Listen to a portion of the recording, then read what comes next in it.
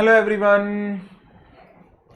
हमारा इस सेशन का topic selection of independent directors and data bank है, जिसमें हम सेक्शन 150 एंड रूल नंबर 6 को कवर अप करेंगे। सेक्शन 149 के अंदर आप सब ने इंडिपेंडेंट डायरेक्टर के प्रोविजंस को पढ़ा हुआ है। किन कंपनीज में इंडिपेंडेंट डायरेक्टर्स को अपॉइंट करने की रिक्वायरमेंट है, इंडिपेंडेंट डायरेक्टर का एलिजिबिलिटी क्राइटेरिया, एक declaration as to compliance of criteria provided under section 149(6), independent director का रेम्यूनरेशन, उसकी लाइबिलिटी, उसकी रीअपॉइंटमेंट एटसेट्रा।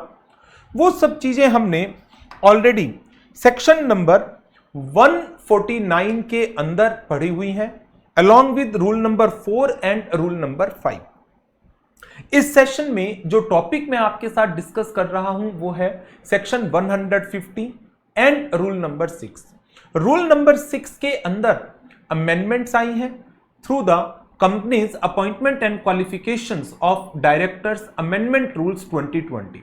तो वो अमेंडमेंट्स उनको भी हमें कवर अप करना है। स्टार्ट करते हैं। पहले मैं आपको इसका थोड़ा सा ब्रीफ रीडिंग करा देता हूं। सेक्शन 150 हमें क्या प्रोविजन देता है। सेक्शन 150 ने कहा कि जो इंडिपेंडेंट डायरेक्टर हैं उनको सेलेक्ट किया जा सकता है फ्रॉम अ डाटा बैंक। अब ये डाटा बैंक क्या है? डाटा बैंक एक पैनल की तरह से है। जैसे आप ऑडिट में पढ़ते हैं कि ऑडिटर का पैनल बनाया जाता है, काफी सारी ऑर्गेनाइजेशंस हैं, जैसे आरबीआई है, वो बैंकिंग कंपनीज के लिए, पीएसयूज के लिए पैनल बनाती हैं। सीएजी है, वो गवर्नमेंट कंपनीज की ऑडिट के लिए list of eligible chartered accountants का पैनल बनाते हैं। तो उसी तरह से एक डाटा बैंक तैयार किया जाएगा उन एलिजिबल पर्संस का जो एज ए इंडिपेंडेंट डायरेक्टर बनने के लिए विलिंग है। तो डाटा बैंक ये क्या करता है? It contains name, address and qualifications of the persons who are eligible and willing to be appointed as the independent director. ये डाटा बैंक बनाएगा कौन? It shall be maintained by any body, institute or association as notified by central government. तो क्या central government ने किसी body को, institute को notify किया हुआ है? जी हां। किसको? Indian institute of corporate affairs at Manesar. Indian institute of corporate affairs Manesar में जो है, मानेसर गुड़गांव। नाउ अब जो ये डाटा बैंक बनकर के तैयार हो गया, इस डाटा बैंक में से कंपनीज किसी पर्सन को सिलेक्ट कर सकती हैं, लेकिन जिस पर्सन को आप सिलेक्ट कर रहे हो, सिलेक्ट करते वक्त ड्यू डिलीजेंस एक्सरसाइज करना। क्या पर्सन आपके वर्क एनवायरनमेंट के लिए कंपिटेंट पर्सन है, सफिशिएंट नॉलेज रखता है, हैविंग एप्रोप्रिएट एक्सपीरियंस, एक्सपर्टीज, ये कंपनी की रिस्पॉन्सिबिलिटी है। The responsibility of exercising due diligence before selecting a person from the data bank, ये किसकी है? It shall lie with the company before such appointment. Appointment of independent director shall be approved by the company in general meeting, और general meeting के notice में explanatory statement, it shall indicate the justification for selecting the person for the post of independent director. तो company को अपने notice में, जो general meeting का notice जाएगा, उसके अंदर एक्सप्लेनेशन देनी है, जस्टिफाई करना है कि आपने क्यों इस पर्सन को चूज किया है for the position of independent director in the company. Central government may prescribe the manner and procedure of selection of independent director. तो वो इन्होंने बताया है। डाटा बैंक तैयार किया जाएगा। डाटा बैंक तैयार कौन करेगा? Indian institute of corporate affairs Manesar. Data bank shall create, data bank नहीं, the institute, notified institute,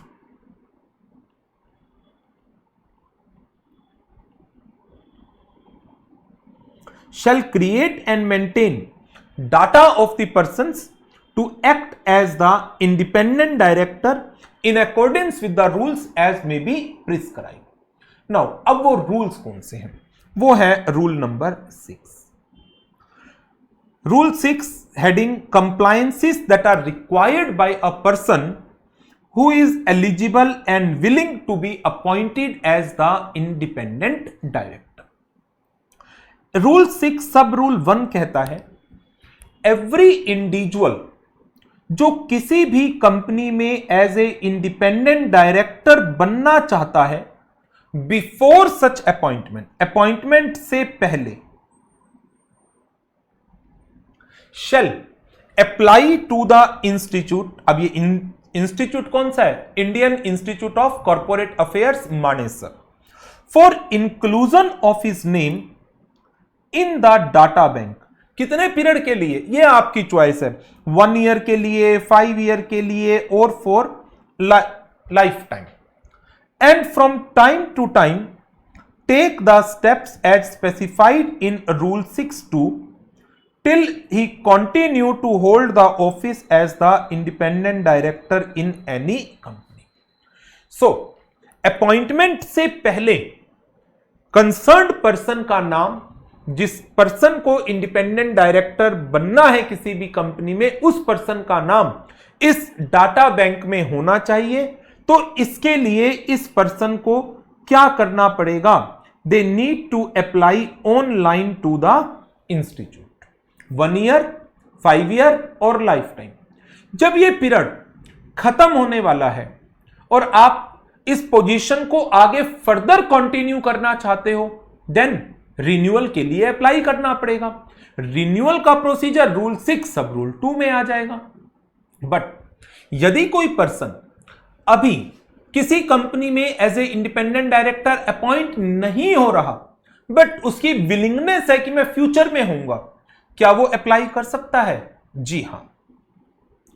provided that any individual including an individual not having DIN, जिसके पास डिन नहीं भी है, may voluntarily apply to the institute for inclusion of his name in the data bank, कि मेरा नाम data bank में incorporate या इंक्लूड कर दिया जाए.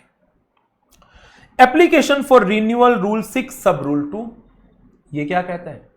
एवरी इंडिविजुअल जिसका नाम डाटा बैंक में इंक्लूडेड था, वो फर्दर पीरियड के लिए, वो फर्दर पीरियड 1 ईयर का हो सकता है, फर्दर पीरियड 5 ईयर का हो सकता है, फर्दर पीरियड लाइफ टाइम का हो सकता है, उसको रिन्यूअल के लिए अप्लाई करना है. रिन्यूअल के लिए कब अप्लाई करना है? Within a period of 30 days from the date of expiry of the period up to which the name of the individual was applied for inclusion in the data bank. जो original period 1 साल के लिए था, उसकी expiry के 30 days, 5 year का था, उसकी एक्सपायरी के 30 days, लाइफ टाइम का था, रिन्यूअल की जरूरत ही नहीं. फेलिंग विच, यदि अप्लाई नहीं किया, इस पर्सन का नाम डाटा बैंक में से रिमूव कर दिया जाएगा.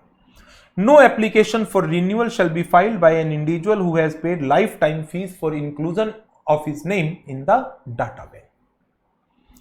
Submission of declaration of compliance. Every independent director shall submit a declaration of compliance of Rule 6(1), Rule 6(2) to the board. कब? जिस समय वो 149 सब सेक्शन 7 में डिक्लेरेशन ऑफ इंडिपेंडेंस देता है.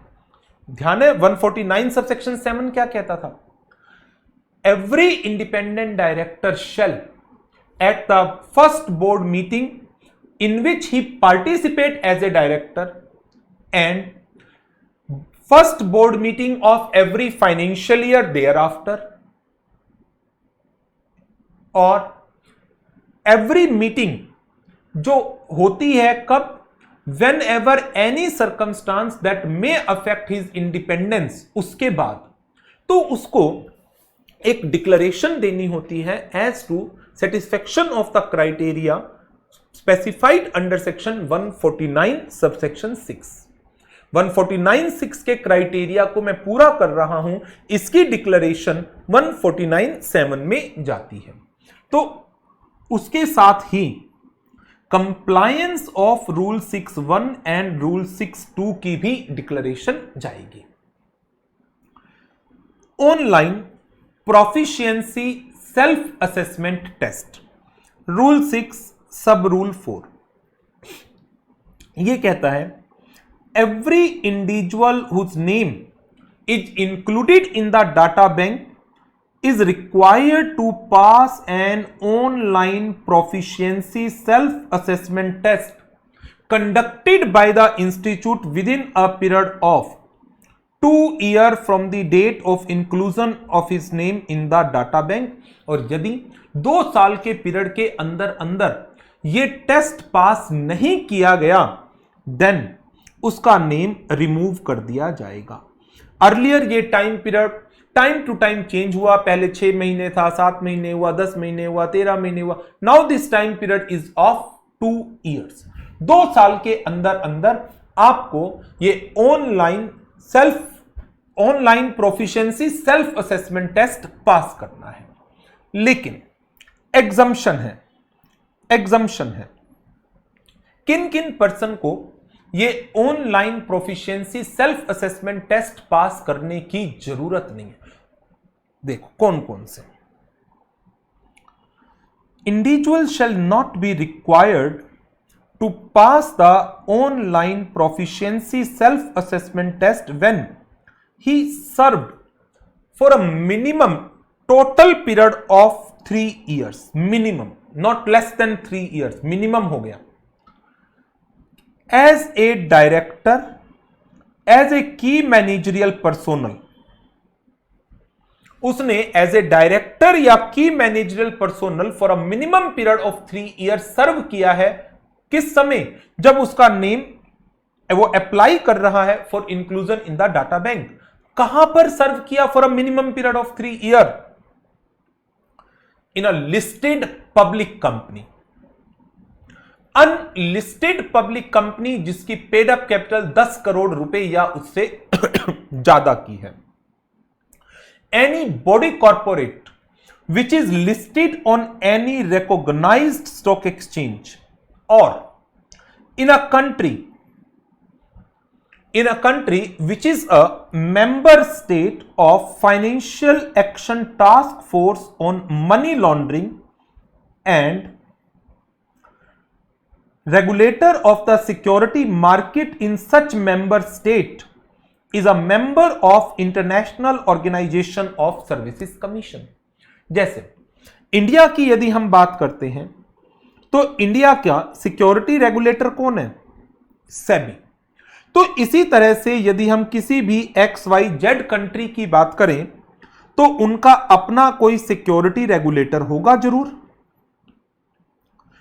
क्या वो सिक्योरिटी रेगुलेटर मेंबर है किसका? Of international organisation of securities commission. या तो इस कंट्रीज में सिक्योरिटीज लिस्टेड है या इंडिया में on any recognised stock exchange.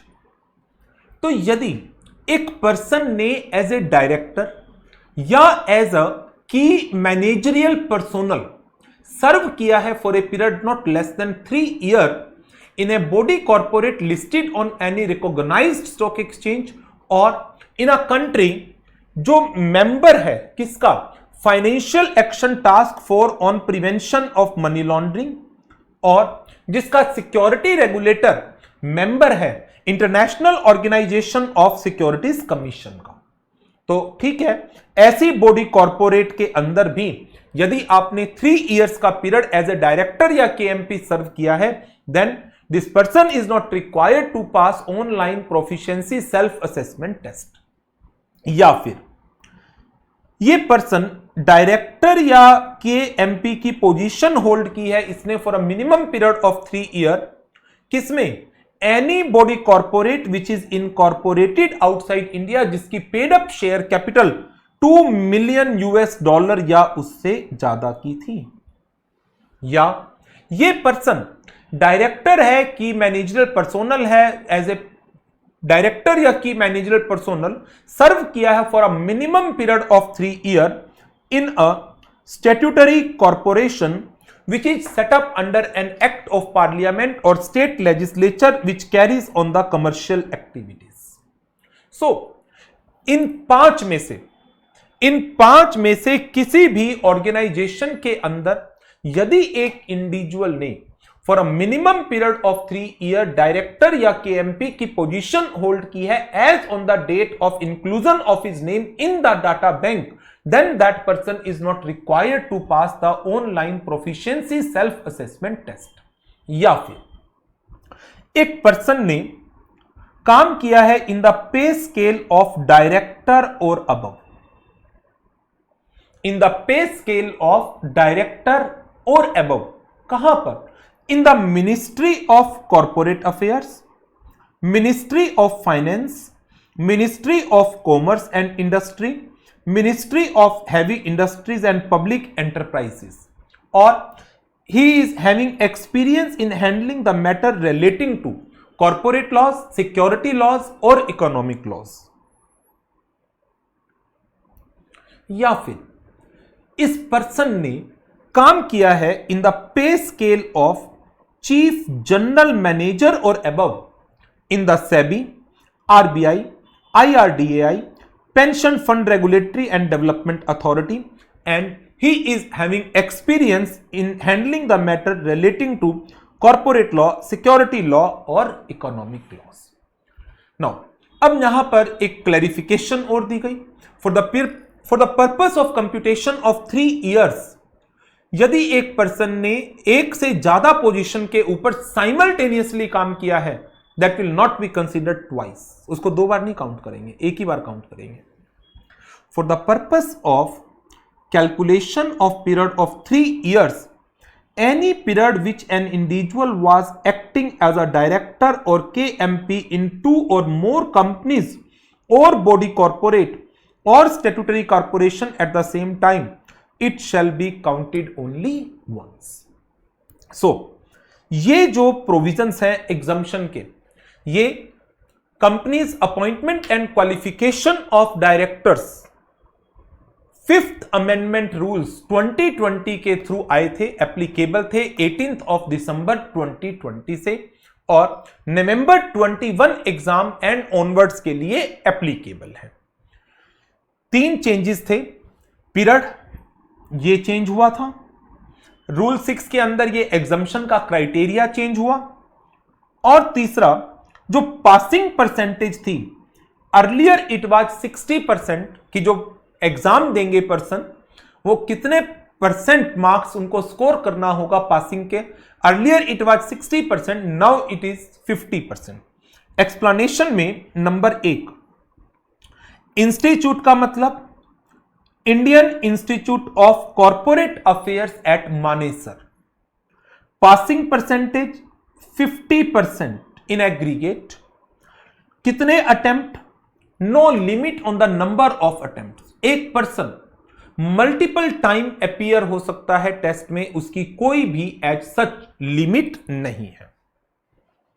सो ये प्रोविजंस हैं हमारे डाटा बैंक के, जो सेक्शन 150 एंड रूल नंबर 6 के अंदर हमने कवर अप किया. तो ये अमेंडमेंट वाला प्रोविजन भी था रूल 6 का, जिसमें 3 अमेंडमेंट थी. कितने पीरियड के अंदर आपको ये एग्जाम क्लियर करना है, किन पर्संस को एग्जाम क्लियर करने की रिक्वायरमेंट नहीं है, एग्जम्पशन मिली हुई है, एंड नंबर 3, कितना पासिंग परसेंटेज जरूरी है इस एग्जाम को क्वालिफाई करने के लिए. So that is about the data bank and rule number 6 about online proficiency self assessment test. So this is all about this topic. तो इस सेशन को करते हैं ओवर और मुलाकात करेंगे नेक्स्ट सेशन में. Thank you very much and good bye.